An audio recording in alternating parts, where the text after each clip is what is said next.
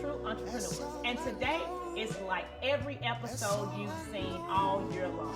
Phenomenal, great messaging to help you with your business. So whether you're new and just starting out on this entrepreneur journey, or if you've been in business for 10, 15, even 20 years and you're looking to advance your brand, this is the show for you. Today, we have Rainey, who is the co-owner of Solita Tequila. Let's welcome Brandon.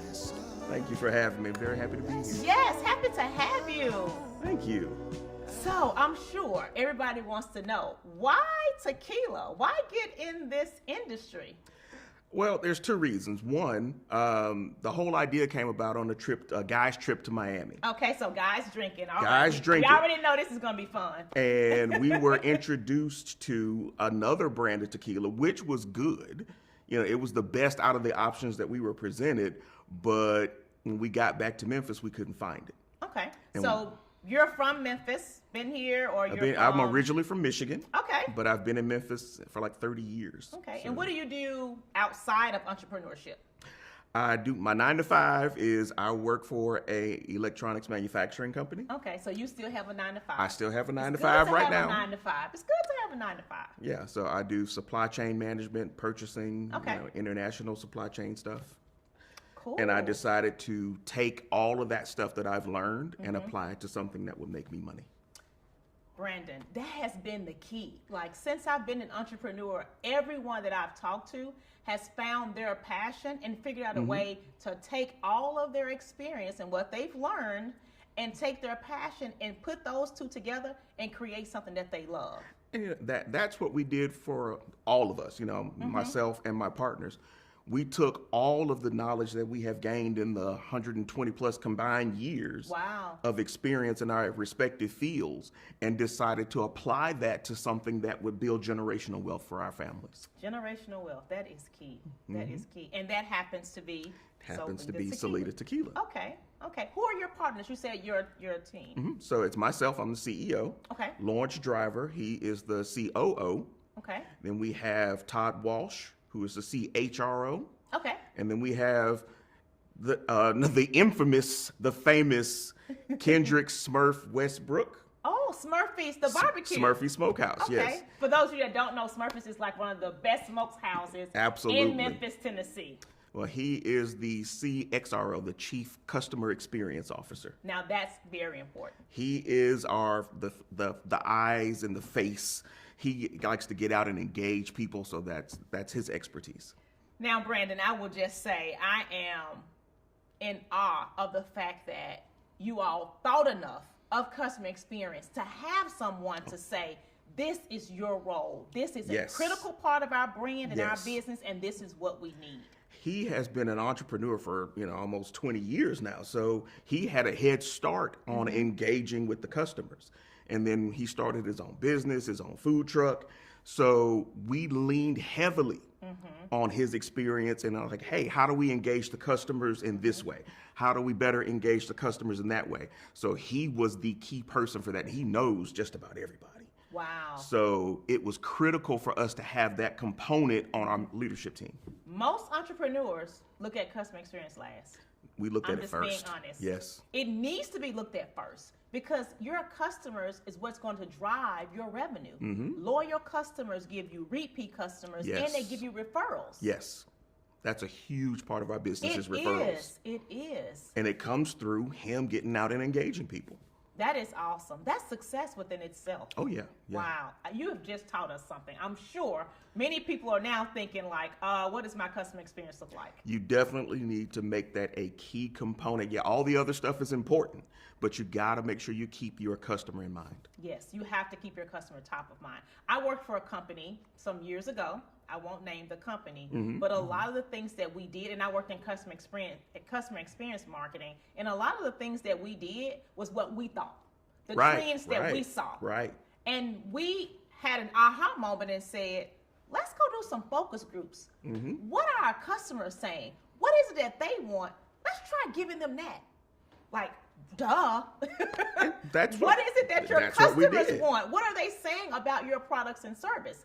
That is critical to driving growth in your business. And the flip side of that is, what are they saying about your competitors? Yes. What negative things do they say about your competitors that you can fix with your product? Right, exactly. So that they're not saying that about you. Exactly. And your competitors are not always the people in your industry. Absolutely not. They are not always the people in your industry. No. Because when I worked for FedEx, people were saying, well, Amazon can give us this, and Amazon shows us our packages. And we were saying, but we're not Amazon. Amazon is not in the transportation industry. But they were comparing the experience that they were having and how easy and simple it was. And we had to get on board.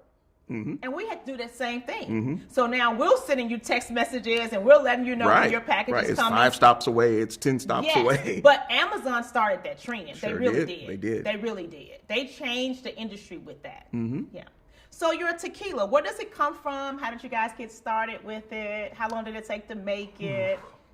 So again, it started on that trip to Miami. We got that bottle it wasn't exactly the best. Okay. But it was the best that we were offered. Mm-hmm. Couldn't find it here. Found it in a little shop in Mississippi, but it was like $90 a bottle. Wow, that's expensive. Very expensive. And so we were sitting around one night savoring the last of that bottle. And Lawrence says, man, it would be great if we could get our own brand of tequila and make it taste like we want it to taste. Mm-hmm. And we could market it to people who are just like us. And that's when my supply chain hat kicked off. And was like, wait a minute, why can't we? Yeah. So I did my research. I found a guy down in Mexico that does craft tequilas for other people. Flew down and hung out with them for a weekend, drinking tequila. And 5 years later, after tweaking the formula, coming up with the bottle, the design, the logo, and specifically designing the taste of the tequila, because we wanted to address some of those issues from our competitors. Yeah. So 5 years later, November of last year, our first bottles hit the stores in Memphis. Wow. So I want to go back real quick to one thing. You said 5 years later. 5 years later. So entrepreneurship and kicking off a business and being successful is not an overnight thing. It looks like an overnight thing because all you see is when the product is on the shelf. Exactly. You don't see all the stuff that happened up to that point. And for an entrepreneur, anyone starting a business or that has a business, you want to put the best quality of your brand out there. And if that takes time for you to perfect that, your brand is the most valuable thing you will ever own. The worst thing you could do. You want it to be right. If the worst thing you could do is put out a substandard product and then have people reject it. Yes, because it's hard to overcome that. Once you get that reputation of putting out trash product, it's hard to overcome that. Yes, it's very hard to overcome that. And you guys were patient, and you said, we've got to get this right before we release it. We went through several iterations of the formula because we were like, nah, it's not right. It's not perfect. It's not what we envisioned, and it's not what our key demographic is looking for. So let's wait and put out a product that we can get behind. This is not something that we just went down and slapped a label on and said it's us. Right. No, this is something that we developed with the distiller down in Mexico. No one else will have this formula. This is something that is uniquely ours for our supply, our fan base. Right. Because you're looking at generational wealth, like Uncle Nearest. I mean, who knew?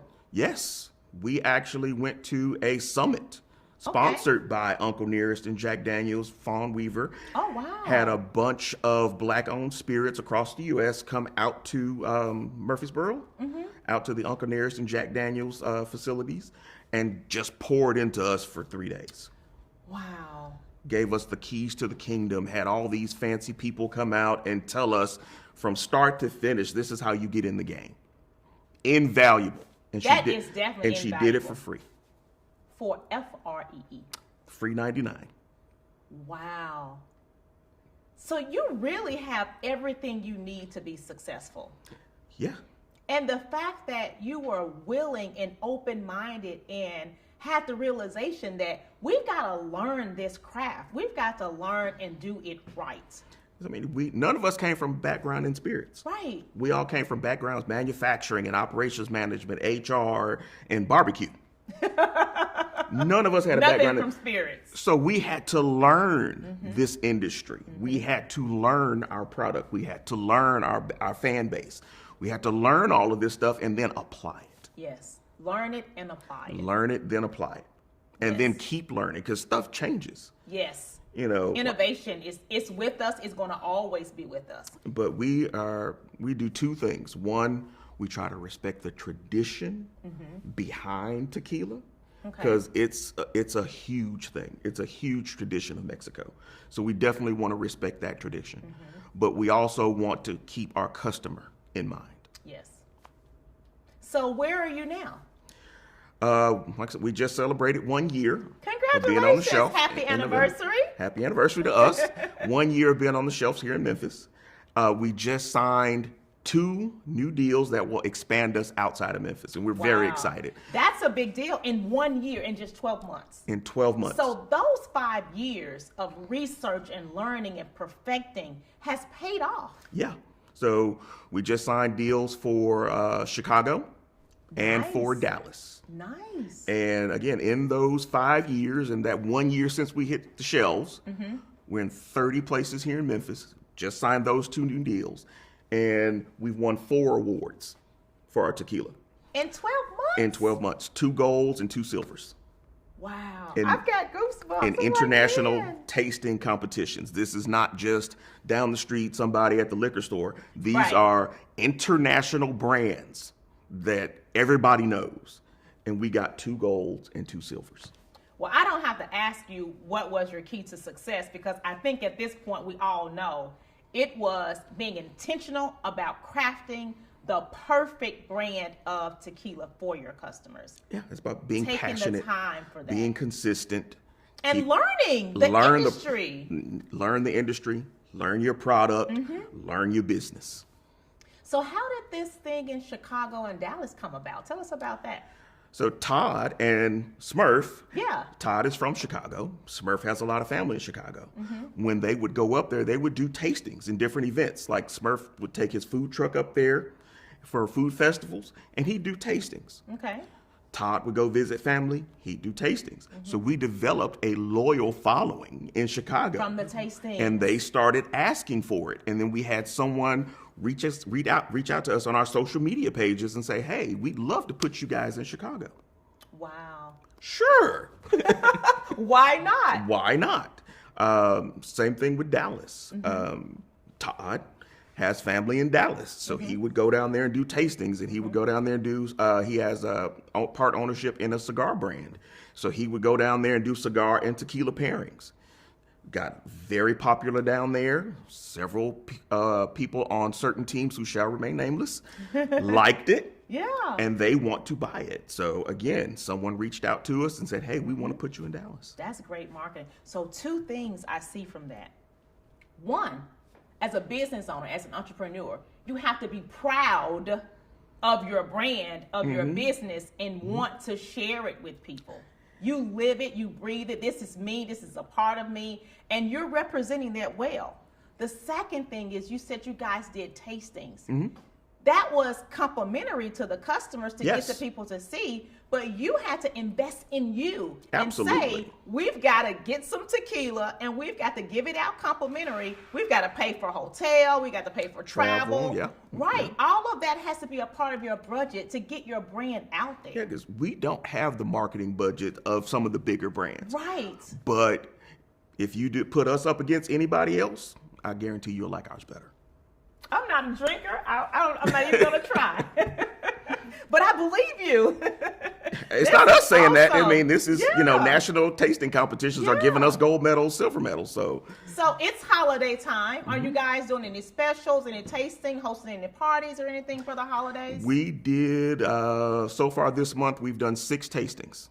Nice. One of them, we sold out everything they had in stock and took pre-orders for another 30 bottles. Success, man. So awesome. Very awesome with that. Yeah. We're partnering with Derek Payne. Yes. Yes. So we're partnering with him, and we're going to sponsor the green room at Jingle Jam. Yeah, he does Jingle Jam. And, Rick Ross and 36 Mafia, and they're going to be there. So they're going to have our tequila in their room while they're waiting to go perform. Wow. It sounds like, too, along with the sacrifice, the intentionality, the quality, the passion that you guys have, you all have a very strong network. You've built some great relationships. And that was another thing that was important. And that's another thing where Smurf is very important. Mm-hmm. He knows everybody. Take advantage of the people that you know. Yes, use not your in network. A bad way. Use your but network. Use the people that you know. Mm-hmm. There's somebody that has a business that knows how to do something that may apply to your business. Mm-hmm. We have reached out to so many different people who have helped us along the way. And that's one thing that's so awesome about Memphis. We help each other. We help each other. So you got, one of my fraternity brothers did our logo. Mm-hmm. Another one helped with the website. Another one helped with the legal stuff and getting the trademark together. Derek has helped with a lot of the marketing and putting our names out there. He actually did our launch party last year. Oh, nice. So it's all in taking advantage of the people that you know in a good way, not a bad way. In a good way, right, in a good way. So you're doing all these phenomenal things. You have a great team. I think that helps with some of the anxiety that comes with being an entrepreneur. But share with us some times where you had to really be motivated to say, I've got this 9 to 5, I've got to take care of and do this. What does that strategy look like for you? Whew. I think you hit the nail on the head. One, you have to have a team that you can trust. Yes. I trust my team implicitly. They come out with deals and I just give them the nod because I know I can't do it all. Right. But when you look at it, when the sales weren't happening, when the name wasn't out there yet, and when we're still in development, and you get those times where you get discouraged. But then you have to look at, what is the end goal? Right. What is your why? Why are we doing this? Legacy building. Is it because we just like tequila? No. And that's not going to be enough. It's not. It's not enough to keep you going. So why? What is your why? Yeah. Our why was building generational wealth. So when we looked at our families, that gave me the motivation. When I looked at my kids and said, I have to give them something. I want not just for them to have something. I want generations. I want their grandkids to remember my name. And what's so unique about that for you is the fact that, a lot of people say you can't be it if you don't see it. There is a very unique historical vision that you can use to help motivate you with that generational wealth building with Uncle Nearest. I mean, that goes back centuries. So I don't know if you know, but they have no real pictures of Uncle Nearest. Oh, wow. They don't. None? None. They have pictures of relatives of Uncle Nearest. They don't have a picture of Uncle Nearest. Wow. But his daughter has taken his brand to, heights that we would have never known about. Fawn? Yeah. That's not his daughter. That's not his daughter? No. Why don't She you think that's his just daughter? she just loved the story so much that she decided so to. she decided to pump it up. But now what I love about what Fawn is doing is she has all of his family members involved in the business. So she's building her generational wealth, but she's also building theirs. His, yes. Which is so well deserving. I have a signed bottle from Uncle Nearest's granddaughter. She is one of the master distillers at Uncle Nearest. And when we were there, she was signing bottles. Wow. So she is actively engaged and involved And in her granddad's business. Speaking of look at the Memphis connection.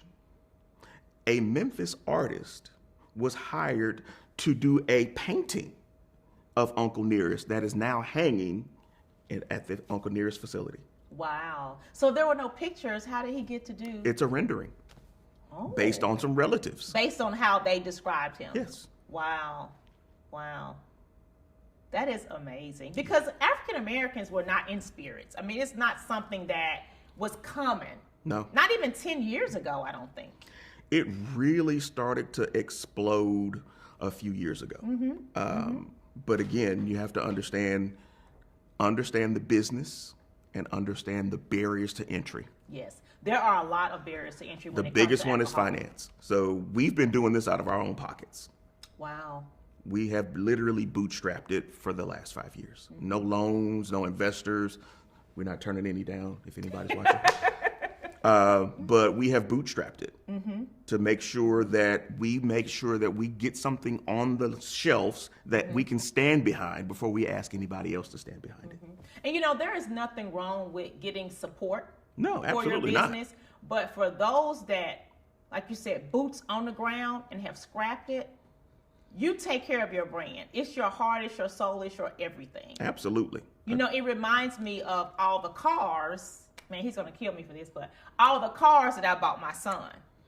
I supported him. I helped him. But as a parent, I realized that after he tore up probably car number 2 or 3, I probably shouldn't have bought him anymore. Because then he would value the one that he bought. So I'm saying that to say, as an entrepreneur, what you guys do and all you've done, there is no option of failure. We don't Like have you a plan put B. your all in this, right? There is no plan You B. are committed and put your all into this. Yeah. And like you said, because we have bootstrapped it, it means so much It more means to so us. much more. It means so much. That's why I said, not that you don't want support. Definitely would Absolutely take not. the support. I would take the support. But it's something about how you own it and care for it and protect it when you put your all in it. Absolutely. And when we do decide to go to investors or banks or whatever, when they see that passion, when they see how much we've put into it, it becomes infectious. Right. And they're going to want to give. They're going to trust because they're like, okay, this is going to work. Look how much they've done. Look how much they've put into it. Look how much effort they've put into it. Look how much money they've put into it. Yes. Look at why they're doing it. A lot of entrepreneurs get turned down for business loans because they want to see what you've invested in it. Yes. And we can show them. Every nickel and dime I can show you.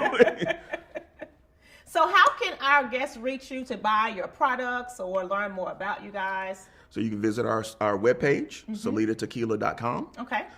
We're also Solita Tequila on Facebook, Instagram. We're Solita.tequila on TikTok. On TikTok. So you guys are on TikTok too? We're on TikTok. TikTok has really blown up and has become very popular. It's a great resource for entrepreneurs. It's huge, just like all of the other social media, because it's free marketing. It's free marketing. You just gotta make sure you get the right tools. Make sure your brand is consistent, and hopefully they won't take TikTok away. Yes, hopefully they won't take TikTok away. Yes. Thank you so much, Brandy, for coming on the show. This Thank you has for been having us. exciting. We definitely I appreciate have it. learned so much. I know the audience has. I think my biggest takeaway is the 5 years of consistency and planning and intentionality. You cannot build a successful business overnight. So I would just say to all the entrepreneurs, take your time. Make sure that you value your brand. Make sure you have a brand that you're proud of. Don't be in a hurry to put it on the shelf or to get it out there until you know that you're going to be operating in excellence and that you can take care of your customers. Absolutely. So the one thing I love to say is you can't be mad at the work you didn't do. Oh my gosh. One more time. Don't get mad at the work that you did not do. That you did not do. You can get mad all day at the work that you did. Right. If it doesn't turn out the way you want it. But don't get mad about the work you didn't do. So don't get mad if you didn't put the 5 years in. Right.